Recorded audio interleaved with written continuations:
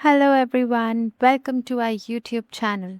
आज हम स्टार्ट करने वाले हैं सीएस एग्जीक्यूटिव जेआईजीएल का एक बहुत ही important chapter, that is chapter 5 law of torts. And trust me, बहुत सारे स्टूडेंट्स को टॉट शुरू में कंफ्यूजिंग लगता है क्योंकि इसमें सेक्शन या एक्ट्स की तरफ फिक्स्ड प्रोविजंस कम होते हैं और कॉन्सेप्ट ज़्यादा होते हैं। लेकिन आज हम इस चैप्टर को इतना सिंपल बना देंगे कि आपको लगेगा अरे टॉट तो रियल लाइफ का चैप्टर है। So let's begin. Introduction to law of torts. अब सबसे पहले एक सिंपल क्वेश्चन।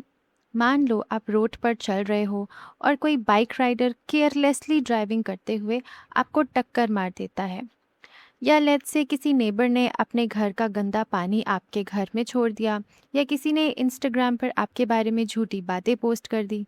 अब सोचो, क्या हर गलत काम क्राइम होता है? Of course not. और यहीं से लॉ ऑफ टॉट्स शुरू होता है। Now let's understand what is the basic idea of law of torts. Law of torts का पर्पस है कि किसी पर्सन को उस नुकसान के लिए कॉम्पेंसेशन दिलाना जो किसी दूसरे पर्सन के गलत एक्ट की वजह से हुआ है। अब ध्यान से समझो, क्रिमिनल लॉ का ऑब्जेक्टिव होता है पनिशमेंट, लेकिन लॉ ऑफ टॉट्स का ऑब्जेक्टिव होता है compensation. Now let's understand a practical example. Let's से आप मार्केट जा रहे हो, एक शॉपकीपर ने अपने शॉप के बाहर लेट्स से बनाना पील फेंक दिया और आप उस बनाना पील पर स्लिप हो गए और आपका पैर फ्रैक्चर हो गया। अब यहाँ क्या हुआ? शॉपकीपर ने डायरेक्टली आपको नहीं मारा, लेकिन उसकी नेग्लिजेंस की वजह से आपको इंजरी हुई। अब आप कोर्ट जाकर कॉम्पेंसेशन क्लेम कर सकते हो। This is the practical application of law of torts. Now हमें ये क्यों पढ़ना चाहिए? Why should CA student study this law of torts? हम तो कंपनी सेक्रेटरी बनेंगे, हम टॉट क्यों पढ़ें? This is a very important question. CS professionals companies को लीगल कंप्लाइंस और रिस्क मैनेजमेंट में गाइड करते हैं। अगर कंपनी की नेग्लिजेंस से कस्टमर को इंजरी हो जाए, अगर कंपनी मिसलीडिंग एडवर्टीजमेंट दे, अगर कंपनी पॉल्यूशन करे, अगर कंपनी किसी की रेप्यूटेशन को डैमेज करे, तो टॉट लायबिलिटी अराइज हो सकती है। इसलिए हम लोग के लिए एज अ सीएस प्रोफेशनल्स, हम लोग के लिए लॉ ऑफ टॉट समझना बहुत इम्पॉर्टेंट है। Now, let's understand the definition of tort. पहली बार पढ़ने पर ये डेफिनेशन बहुत कंफ्यूजिंग लगती है, लेकिन अब हम इसको पार्ट्स में तोड़कर समझते हैं। टॉट मीन्स अ सिविल रॉन्ग। सबसे पहले समझते हैं कि सिविल रॉन्ग क्या होता है। सिविल रॉन्ग का मतलब है किसी प्राइवेट पर्सन के लीगल राइट का वायलेशन। यहाँ गवर्नमेंट का डायरेक्ट कंसर्न नहीं होता। लेट्स से सपोज आपके नेबर ने आपकी वॉल तोड़ दी, आपके फ्रेंड ने सोशल मीडिया पर आपकी रेप्यूटेशन ख़राब कर दी, किसी कंपनी ने आपको डिफेक्टिव प्रोडक्ट बेच दिया जिससे आपको लॉस हुआ। ये सब सिविल रॉन्ग्स हैं। यहाँ इंजर्ड पर्सन कॉम्पेंसेशन मांगता है। Now, let's read the definition, which is not exclusively a breach of contract. अब सोचो, कॉन्ट्रैक्ट क्या होता है? जब दो लोग आपस में कोई अग्रीमेंट करते हैं, it is a contract. Let's say आपने कोई एक कोचिंग इंस्टीट्यूट ज्वाइन करा। इंस्टीट्यूट ने प्रॉमिस किया कि क्लासेस 1 जुलाई से स्टार्ट होंगी। अगर इंस्टीट्यूट क्लासेस स्टार्ट नहीं करता है तो ये ब्रीच ऑफ कॉन्ट्रैक्ट है, ये टॉट नहीं है, क्योंकि प्रॉब्लम कॉन्ट्रैक्ट के प्रॉमिस को तोड़ने की वजह से हुई है। इसलिए कॉन्ट्रैक्ट और टॉट अलग कॉन्सेप्ट्स हैं। और ब्रीच ऑफ ट्रस्ट। ट्रस्ट का मतलब होता है किसी प्रॉपर्टी या एसेट को किसी और के बेनिफिट के लिए होल्ड करना। मान लो एक ट्रस्टी को ट्रस्ट प्रॉपर्टी संभालने की रिस्पॉन्सिबिलिटी दी गई, लेकिन उसने ट्रस्ट के पैसे अपने पर्सनल यूज़ में लगा दिए। यहाँ ब्रीच ऑफ ट्रस्ट हुआ, ये भी टॉट नहीं है। इसलिए इसके लिए अलग लीगल रेमेडीज अवेलेबल हैं। सो लॉ ये कहना चाहता है कि हर सिविल रॉन्ग टॉट नहीं होता। कुछ सिविल रॉन्ग्स कॉन्ट्रैक्ट के ब्रीच की वजह से होते हैं, कुछ ट्रस्ट के ब्रीच की वजह से होते हैं, और जो सिविल रॉन्ग इन दोनों कैटेगरीज में नहीं आता और इंडिपेंडेंटली किसी लीगल राइट को वायलेट करता है उसे टॉर्ट कहते हैं। Now let's understand it with an example. Let's से राहुल बाइक केयरलेसली चला रहा था, उसने मोहन को टक्कर मार दी और मोहन इंजर्ड हो गया। यहाँ कोई कॉन्ट्रैक्ट नहीं था, फिर भी मोहन को लॉस हुआ। ये एक टॉर्ट है। Now let's take another example. Let's say आपने अमेज़ॉन से फ़ोन ऑर्डर किया, सेलर ने फ़ोन डिलीवरी नहीं करा, यहाँ कॉन्ट्रैक्ट ब्रीच हुआ एंड ये टॉर्ट नहीं है। Now next example. Let's say trustee को ऑर्फनेज के पैसे मैनेज करने के लिए मिले थे, उसने पैसे अपने अकाउंट में ट्रांसफ़र कर लिए और शॉपिंग कर ली। ये ब्रीच ऑफ ट्रस्ट है, ये टॉर्ट नहीं है। Now, let's move ahead. Two important elements can be derived from all these definitions. अब ऑथर कह रहा है कि जितनी भी डेफिनेशंस हमने ऊपर पढ़ी हैं उन सब से दो बहुत इंपॉर्टेंट कंक्लूजन्स निकलते हैं। First is that a tort is a species of civil injury or wrong as opposed to a criminal wrong. Species का मतलब टाइप या कैटेगरी होता है, यानी टॉर्ट सिविल रॉन्ग की कैटेगरी में आता है, क्रिमिनल रॉन्ग की कैटेगरी में नहीं। अब सोचो, अगर किसी ने आपकी कार स्क्रैच कर दी, आप कॉम्पेंसेशन मांगोगे, ये सिविल रॉन्ग है। लेकिन अगर किसी ने रॉबरी कर ली तो स्टेट उसको पनिश करेगी, that is criminal wrong. That every civil wrong is not a tort, ये बहुत इंपॉर्टेंट है। स्टूडेंट यही गलती करते हैं। सब टॉर्ट सिविल रॉन्ग होते हैं, लेकिन सब सिविल रॉन्ग्स टॉर्ट नहीं होते। फॉर एग्जाम्पल, कॉन्ट्रैक्ट ब्रीच भी एक सिविल रॉन्ग है, लेकिन टॉर्ट नहीं है। ट्रस्ट ब्रीच भी एक सिविल रॉन्ग है, लेकिन टॉर्ट नहीं है। इसलिए हर सिविल रॉन्ग को टॉर्ट नहीं बोल सकते। Now let us understand why this provision exist. Law को डिफरेंट टाइप्स के डिस्प्यूट्स को कैटेगराइज्ड करना होता है। अगर कॉन्ट्रैक्ट, ट्रस्ट और टॉर्ट सबको एक ही कैटेगरी में डाल दिया जाए तो रेमेडीज़ और लीगल प्रिंसिपल्स मिक्स हो जाएंगे। इसलिए लॉ ने अलग अलग कैटेगरीज बनाई हैं ताकि कोर्ट इजीली डिसाइड कर सके कि किस सिचुएशन में कौन सी रेमेडी मिलेगी। Accordingly, it is now possible to distinguish tort from a crime and from a contract, a trust and a quasi-contract. अब जब टॉर्ट का बेसिक कॉन्सेप्ट समझ आ गया है तो हम टॉर्ट और इन कॉन्सेप्ट्स में डिफरेंस कर सकते हैं, that is tort versus crime, tort versus contract, tort versus trust. और आगे चैप्टर में ये डिफरेंसेस हम डिटेल में पढ़ेंगे। The distinction between civil and criminal wrongs depends on the nature of the appropriate remedy provided by the law. अब ध्यान से समझो, सिविल रॉन्ग और क्रिमिनल रॉन्ग का डिफरेंस एक्ट देखकर नहीं, रेमेडी देखकर पता लगता है। सिविल रॉन्ग की रेमेडी होती है कॉम्पेंसेशन। अगर आपकी प्रॉपर्टी डैमेज हुई तो आपको कोर्ट कॉम्पेंसेशन दिलाएगी। और क्रिमिनल रॉन्ग की रेमेडी होती है punishment, like theft, murder, robbery. इन केसेस में कोर्ट आपको पनिशमेंट देगा। सो डिस्टिंग्विश करने के लिए हम रेमेडी देखते हैं। अगर हमें कॉम्पेंसेशन मिलता है तो वो सिविल रॉन्ग है, अगर हमें पनिशमेंट मिलता है तो वो क्रिमिनल रॉन्ग है। Let's move to the next topic, elements of tort. अब हमने टॉर्ट की डेफिनेशन समझ ली। अब एग्जामिनर का अगला फेवरेट क्वेश्चन आता है, what are the essential elements of a tort. अगर ये तीन एलिमेंट्स प्रेजेंट हैं तभी हम कहेंगे कि टॉर्ट एग्जिस्ट करता है। सो हमारा आज का टारगेट है कि हमें डेफिनेशन रटनी नहीं है, टॉर्ट को पहचानना सीखना है। First element, a civil wrong. सबसे पहले समझो रॉन्ग का क्या मतलब है। किसी पर्सन के लीगल राइट को वायलेट करना। और सिविल रॉन्ग, ऐसा रॉन्ग जहां इंजर्ड पर्सन कॉम्पेंसेशन क्लेम कर सकता है। अब सोचो, आपके नेबर ने आपकी जान के वॉल तोड़ दी, आपको फाइनेंशियल लॉस हुआ, आप कोर्ट जाकर कॉम्पेंसेशन मांग सकते हो। ये सिविल रॉन्ग है। इम्पॉर्टेंट पॉइंट है कि हर लॉस टॉर्ट नहीं होता, लॉस के साथ लीगल राइट का वायलेशन भी होना चाहिए। लेट्स से आप इंस्टाग्राम इन्फ्लुएंसर हो और कोई फेक अकाउंट बनाकर आपके बारे में गलत इन्फॉर्मेशन स्प्रेड कर रहा है, आपकी रेप्यूटेशन डैमेज हो गई, ये सिविल रॉन्ग है। और आगे चलकर हम पढ़ेंगे कि इसे डेफेमेशन कहते हैं। Now why this requirement exist? Law हर छोटी इनकन्वीनियंस को टॉर्च नहीं मानता, इसलिए लीगल इंजरी होनी चाहिए। सिर्फ इमोशनल फीलिंग हर्ट होने से टॉर्च नहीं बनेगा। Second element is this civil wrong is not a breach of contract और ब्रीच ऑफ ट्रस्ट। अभी हमने कुछ देर पहले यही सेम चीज़ डिस्कस करी है। Next element is this wrong is redressable by an action for unliquidated damages. अब आ गया सबसे डेंजरस और एग्जामिनर का favourite term, unliquidated damages.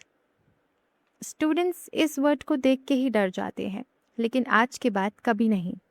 Now let's break it down word by word. Redressable मतलब जिसकी रेमेडी अवेलेबल हो, यानी कोर्ट उस रॉन्ग का सॉल्यूशन दे सकती हो। डैमेजेस, डैमेजेस का मतलब compensation in the form of money. Court बोलता है तुमने सामने वाले को लॉस पहुंचाया है, अब पैसे देकर कॉम्पेंसेट करो। अनलिक्विडेटेड डैमेजेस, सबसे इम्पॉर्टेंट टर्म अनलिक्विडेटेड। अनलिक्विडेटेड का मतलब कि अमाउंट पहले से फिक्स्ड नहीं है और कोर्ट उसको बाद में डिसाइड करेगी। लेट्स से कोई रोड एक्सीडेंट में इंजर्ड हो गया, तो आपका medical expenses is something that you already know कि मेडिकल एक्सपेंसेस लेट्स से 30,000 आएंगे। But what about the pain and suffering? What about the mental trauma? What about the future loss? ये सब पहले से फिक्स्ड नहीं है। जज फैक्ट्स देखकर डिसाइड करेगा, इसलिए इसे अनलिक्विडेटेड डैमेजेस कहते हैं। सो लॉ ऑफ टॉर्ट्स में हमने 3 एसेंशियल एलिमेंट्स पढ़े, that is civil wrong, not a breach of contract और trust, and remedy through unliquidated damages. Now, let's understand a case law. J. Lakshmi Salt Works Private Limited versus State of Gujarat 1994. Students, अब हम law of tort का एक बहुत important judicial observation समझने वाले हैं। Exam में डायरेक्टली केस लॉ पूछा जा सकता है या कॉन्सेप्ट एक्सप्लेन करने के लिए यूज़ किया जा सकता है, लेकिन पहले केस की लैंग्वेज को हम सिंपली कन्वर्ट करते हैं। Entire law of torts is founded and structured on morality, that no one has a right to injure or harm others intentionally or even innocently. Supreme court ये कहना चाहता है कि टॉर्ट लॉ की foundation morality पर based है। अब morality का सिंपल मतलब क्या है? सोसाइटी में ऐसे बिहेव करना जिससे दूसरों को अननेसेसरी हार्म ना हो। अब सोचो, आप रोड पर बाइक चला रहे हो, आपका इंटेंशन एक्सीडेंट करने का नहीं था, फिर भी आप मोबाइल यूज़ करते हुए केयरलेस ड्राइविंग करते हो और किसी को इंजरी हो जाती है। आपने जानबूझ के हार्म नहीं किया, लेकिन हार्म हुआ। लॉ कहेगा इट इज़ योर रिस्पॉन्सिबिलिटी। यही टॉर्ट लॉ का बेसिक प्रिंसिपल है। इम्पॉर्टेंट पार्ट है कि no one has a right to injure others intentionally और इवन इनोसेंटली। इस लाइन को बहुत ध्यान से समझो। लॉ सिर्फ इंटेंशनल हार्म को नहीं देखता, कभी कभी इनोसेंट नेग्लिजेंस भी लाइबिलिटी क्रिएट कर देती है। Let's take an example of a doctor कि डॉक्टर ऑपरेशन कर रहा था, उसका इंटेंशन पेशेंट को हार्म करना नहीं था, लेकिन उसने प्रॉपर केयर नहीं ली, पेशेंट को सीरियस इंजरी हो गई। अब डॉक्टर लायबल हो सकता है, क्योंकि टॉर्ट लॉ इंटेंशन से ज़्यादा ड्यूटी और केयर को इम्पोर्टेंस देता है। Let's move to the next part of the judgment. Tortious liability is ever expanding and growing. It means कि लॉ ऑफ टॉर्ट्स फिक्स्ड और क्लोज्ड लॉ नहीं है, ये कॉन्टिन्यूसली डेवलप होता रहता है। अब सोचो, 100 ईयर्स पहले इंस्टाग्राम नहीं था, सोशल मीडिया नहीं था, साइबर बुलिंग नहीं थी, ऑनलाइन डेफेमेशन नहीं थी, आज ये सब एग्जिस्ट करता है। तो टॉर्ट लॉ भी नए सिचुएशंस के अकॉर्डिंग ग्रो करता रहता है, इसीलिए लॉ ऑफ टॉर्ट्स को जज मेड लॉ भी कहा जाता है। Now why did supreme court से दिस? कोर्ट कहना चाहता है कि सोसाइटी बदल रही है, टेक्नोलॉजी बदल रही है, प्रॉब्लम्स बदल रही हैं। अगर लॉ ऑफ टॉर्ट्स रिजिड हो जाएगा तो इनोसेंट विक्टिम्स को जस्टिस नहीं मिलेगा, इसलिए कोर्ट्स लॉ ऑफ टॉर्ट्स को लिबरल इंटरप्रिटेशन देते हैं। सो इस केस का एसेंस क्या है कि tort law is based on morality.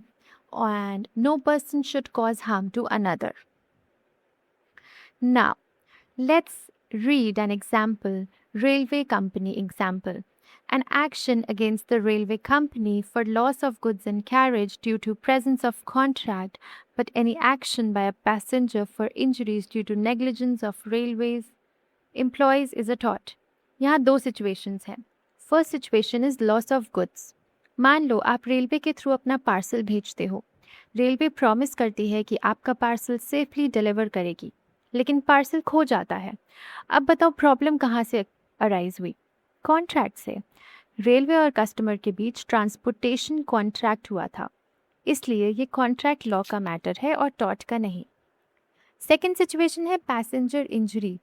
अब मान लो रेलवे एम्प्लॉय ने ट्रैक प्रॉपरली चेक नहीं करा, नेग्लिजेंस हुई, एक्सीडेंट हो गया और पैसेंजर को इंजरी हो गई. अब इंजरी किसकी वजह से हुई? कॉन्ट्रैक्ट ब्रीच की वजह से नहीं, बल्कि नेग्लिजेंस की वजह से, इसलिए ये टॉर्ट है. नाउ गुड्स लॉस्ट हुए तो contract, passenger injured by negligence तो ये हुआ टॉर्ट. और ये एग्जाम में एक बहुत फेवरेट इलस्ट्रेशन है, so put a star on it. Now next example is doctor और सर्जन का example. A patient while getting operated got seriously injured due to negligence of a surgeon.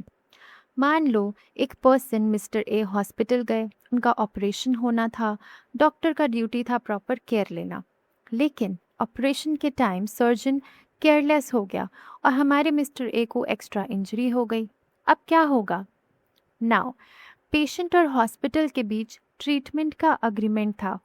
Hospital ने proper service provide नहीं करी तो contract breach हो सकता है. But doctor की नेग्लिजेंस से पेशेंट को इंजरी हुई, डॉक्टर ने ड्यूटी ऑफ केयर वायलेट करी तो टॉर्ट भी बनेगा. So now an important concept कि सेम एक्ट में दो लायबिलिटीज़ हैं. स्टूडेंट्स यहाँ बहुत कंफ्यूज होते हैं. याद रखो, एक ही एक्ट कभी कभी कॉन्ट्रैक्ट लायबिलिटी और टॉर्ट लायबिलिटी दोनों क्रिएट कर सकता है. डॉक्टर एग्जाम्पल इसका बेस्ट इलस्ट्रेशन है. Now why tort exist here? अब सोचो, डॉक्टर को किसी भी पेशेंट को हार्म करने का राइट नहीं है. सोसाइटी एक्सपेक्ट करती है कि डॉक्टर रीजनेबल केयर ले. जब केयर नहीं ली जाती और इंजरी होती है तो लायबिलिटी अराइज होती है. So let's do a quick revision. अभी हमने क्या क्या पढ़ा? सबसे पहले हमने पढ़ा जे लक्ष्मी सॉल्ट वर्क्स केस. उसके अकॉर्डिंग टॉर्ट लॉ मोरालिटी पर बेस्ड है और किसी को इंटेंशनली या नेग्लिजेंटली हार्म नहीं करना चाहिए. And tort law continuously develop होता रहता है. फिर हमने पढ़ा कि अगर रेलवे गुड्स की वजह से रेलवे गुड्स का लॉस होता है तो वो कॉन्ट्रैक्ट होता है, और अगर पैसेंजर को इंजरी होती है ड्यू टू नेग्लिजेंस तो वो टॉर्ट होता है. फिर हमने पढ़ा डॉक्टर का नेग्लिजेंस जो कि एक कॉन्ट्रैक्ट और टॉर्ट दोनों हो सकते हैं. सो स्टूडेंट्स, आज के लेक्चर में हमने लॉ ऑफ टॉर्ट्स की फाउंडेशन बिल्ड की है. आज हमने समझा कि टॉर्ट क्या होता है, उसकी legal definition, essential elements, civil wrong और क्रिमिनल रॉन्ग में डिफरेंस, टॉर्ट और कॉन्ट्रैक्ट का डिफरेंस, अनलिक्विडेटेड डैमेज का मीनिंग, एक बहुत important supreme court case Jayalakshmi salt works, और practical examples of railway liability and medical negligence. सबसे इम्पॉर्टेंट बात जो आपको ध्यान रखनी है is every tort is a civil wrong but every civil wrong is not a tort. और एक और गोल्डन लाइन, टॉर्ट लॉ का मेन ऑब्जेक्टिव पनिशमेंट नहीं है, कॉम्पेंसेशन देना है. अगर आपने आज का लेक्चर ध्यान से समझ लिया है तो बिलीव मी, पूरे टॉर्ट चैप्टर की फाउंडेशन स्ट्रॉन्ग हो चुकी है. अब आगे के टॉपिक्स आपको बहुत ईजिली समझ आएंगे. Now I have a quick homework for you. आज के लेक्चर के बाद एक बार खुद से ये आइडेंटिफाई करने की कोशिश करिए कि डेली लाइफ में कौन सी सिचुएशंस टॉर्ट हो सकती है और कौन सी ब्रीच ऑफ कॉन्ट्रैक्ट. जितना प्रैक्टिकल सोचोगे टॉर्ट उतना ही इजी लगेगा. Thank you so much for watching this lecture. अगर लेक्चर हेल्पफुल लगा हो तो वीडियो को लाइक करिए, अपने CS फ्रेंड्स के साथ शेयर करिए और चैनल को सब्सक्राइब करना मत भूलिए. मैं मिलूँगी आपसे नेक्स्ट वीडियो में जहां हम स्टार्ट करेंगे kind of torts liability. Till then keep learning, keep revising and remember, law को रटना नहीं है, उसको समझना है. See you in the next video. Happy studying.